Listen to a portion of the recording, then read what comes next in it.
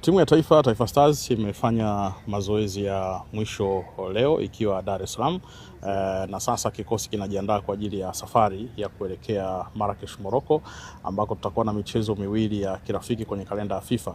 Tutacheza tarehe 5 ya Juni dhidi ya Uganda na tutacheza tarehe 9 Juni dhidi ya Rwanda.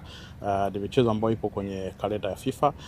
Kikosi kinataraji kuondoka leo usiku saa 5 kwenye uwanja wa ndege wa kimataifa wa Julius Nyerere kuelekea huko Marrakesh, Morocco.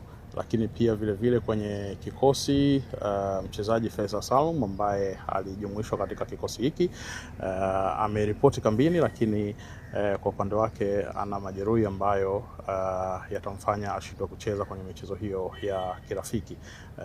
Madaktari wa timu yake of course walimwangalia, lakini alipokuja kwenye timu ya taifa kuripoti, madaktari wa timu ya taifa pia yupo na madaktari nao walimtazama na ikaonekana kwamba hataweza kucheza michezo hiyo. Kwa hiyo Faisal amepewa ruhusa ya kuweza kurudi kujiuguza, na hivyo nafasi yake kama kutakuwa na mabadiliko yoyote basi itatangazwa, lakini kwa sasa ndio iko hivyo. Wachezaji wengine wote wako vizuri.